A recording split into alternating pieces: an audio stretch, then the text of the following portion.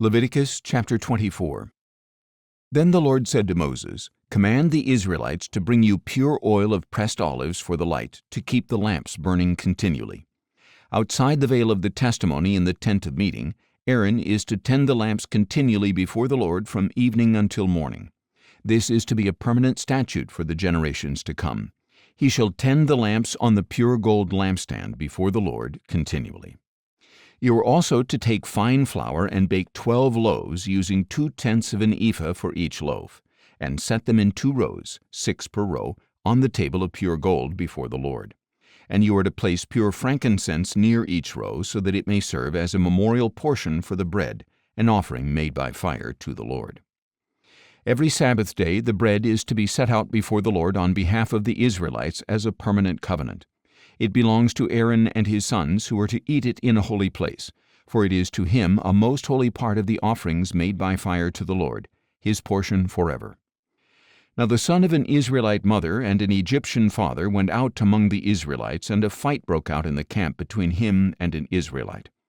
The son of the Israelite woman blasphemed the name with a curse, so they brought him to Moses. His mother's name was Shelomith, daughter of Dibri of the tribe of Dan. They placed him in custody until the will of the Lord should be made clear to them. Then the Lord said to Moses, "Take the blasphemer outside the camp, and have all who heard him lay their hands on his head. Then have the whole assembly stone him. And you are to tell the Israelites, if anyone curses his God, he shall bear the consequences of his sin. Whoever blasphemes the name of the Lord must surely be put to death. The whole assembly must surely stone him, whether he is a foreign resident or native. If he blasphemes the name, he must be put to death. And if a man takes the life of anyone else, he must surely be put to death. Whoever kills an animal must make restitution, life for life. If anyone injures his neighbor, whatever he has done must be done to him, fracture for fracture, eye for eye, tooth for tooth. Just as he injured the other person, the same must be inflicted on him. Whoever kills an animal must make restitution, but whoever kills a man must be put to death. You are to have the same standard of law for the foreign resident and the native, for I am the Lord your God." Then Moses spoke to the Israelites, and they took the blasphemer outside the camp and stoned him.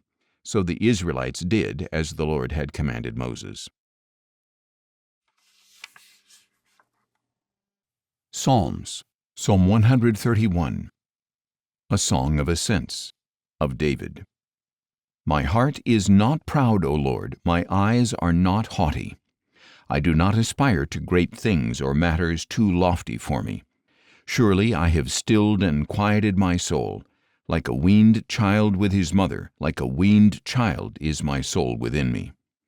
O Israel, put your hope in the Lord, both now and forevermore. Psalms. Psalm 132. A Song of Ascents. O Lord, remember on behalf of David all the hardships he endured, how he swore an oath to the Lord and vowed to the Mighty One of Jacob, I will not enter my house or get into my bed. I will not give sleep to my eyes or slumber to my eyelids, until I find a place for the Lord, a dwelling for the Mighty One of Jacob. We heard that the ark was in Ephrathah. We found it in the fields of Jair. Let us go to his dwelling place. Let us worship at his footstool. Arise, O Lord, to your resting place, you and the ark of your strength. May your priests be clothed with righteousness, and your saints shout for joy. For the sake of your servant David, do not reject your anointed one. The Lord swore an oath to David, a promise he will not revoke. One of your descendants I will place on your throne.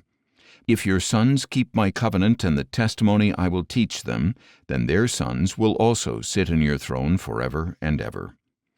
For the Lord has chosen Zion, he has desired it for his home.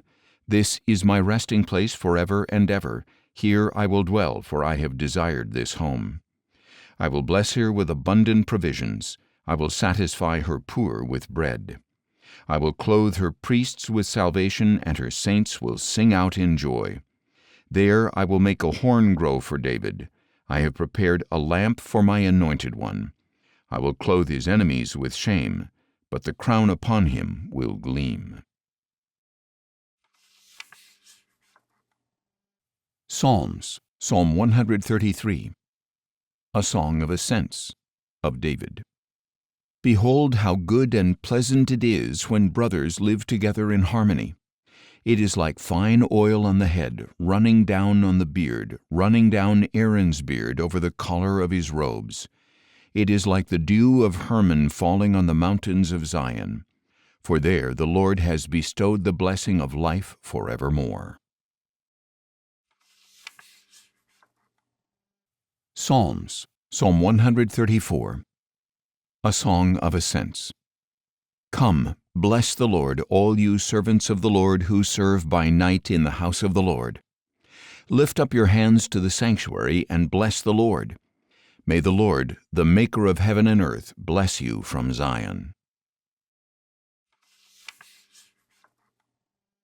Luke chapter 7. When Jesus had concluded his discourse in the hearing of the people, he went to Capernaum. There a highly valued servant of a centurion was sick and about to die. When the centurion heard about Jesus, he sent some Jewish elders to ask him to come and heal his servant. They came to Jesus and pleaded with him earnestly, "This man is worthy to have you grant this, for he loves our nation and has built our synagogue." So Jesus went with them. But when he was not far from the house, the centurion sent friends with the message, "Lord, do not trouble yourself, for I am not worthy to have you come under my roof. That is why I did not consider myself worthy to come to you. But just say the word, and my servant will be healed. For I myself am a man under authority, with soldiers under me. I tell one to go, and he goes, and another to come, and he comes. I tell my servant to do something, and he does it." When Jesus heard this, he marveled at the centurion. Turning to the crowd following him, he said, "I tell you, not even in Israel have I found such great faith." And when the messengers returned to the house, they found the servant in good health. Soon afterward, Jesus went to a town called Nain. His disciples went with him, accompanied by a large crowd. As he approached the town gate, he saw a dead man being carried out, the only son of his mother, and she was a widow, and a large crowd from the town was with her. When the Lord saw her, he had compassion on her and said, "Do not weep." Then he went up and touched the coffin, and those carrying it stood still. "Young man," he said, "I tell you, get up." And the dead man sat up and began to speak. Then Jesus gave him back to his mother. A sense of awe swept over all of them, and they glorified God.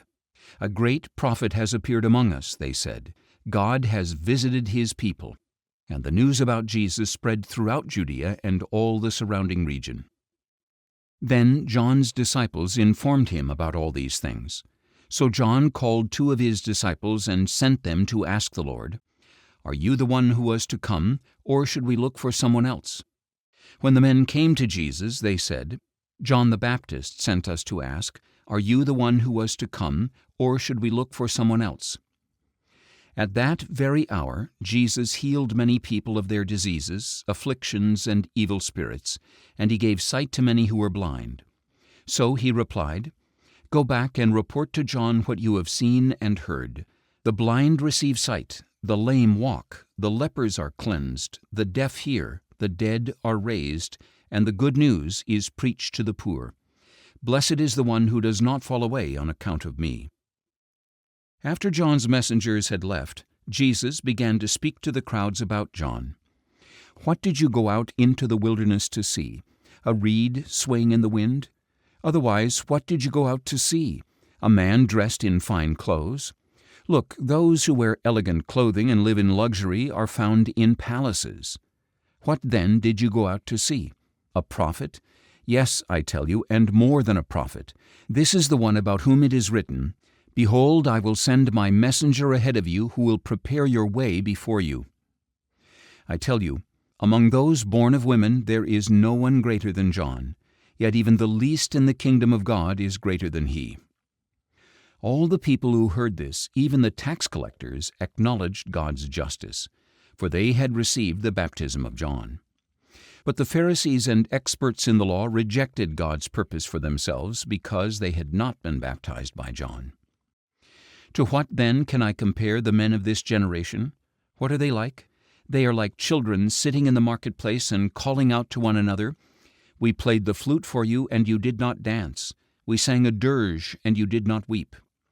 For John the Baptist came neither eating bread nor drinking wine, and you say, 'He has a demon.' The Son of Man came eating and drinking, and you say, 'Look at this glutton and drunkard, a friend of tax collectors and sinners.' But wisdom is vindicated by all her children." Then one of the Pharisees invited Jesus to eat with him, and he entered the Pharisee's house and reclined at the table. When a sinful woman from that town learned that Jesus was dining there, she brought an alabaster jar of perfume. As she stood behind him at his feet, weeping, she began to wet his feet with her tears and wipe them with her hair. Then she kissed his feet and anointed them with the perfume. When the Pharisee who had invited Jesus saw this, he said to himself, "If this man were a prophet, he would know who this is and what kind of woman is touching him, for she is a sinner." But Jesus answered him, "Simon, I have something to tell you." "Tell me, teacher," he said. 2 men were debtors to a certain moneylender. One owed him 500 denarii and the other 50. When they were unable to repay him, he forgave both of them. Which one, then, will love him more?" "I suppose the one who was forgiven more," Simon replied. "You have judged correctly," Jesus said. And turning toward the woman, he said to Simon, "Do you see this woman? When I entered your house, you did not give me water for my feet, but she wet my feet with her tears and wiped them with her hair. You did not greet me with a kiss, but she has not stopped kissing my feet since I arrived. You did not anoint my head with oil, but she has anointed my feet with perfume. Therefore I tell you, because her many sins have been forgiven, she has loved much, but he who has been forgiven little loves little." Then Jesus said to her, "Your sins are forgiven." But those at the table began to say to themselves, "Who is this who even forgives sins?" And Jesus told the woman, "Your faith has saved you. Go in peace."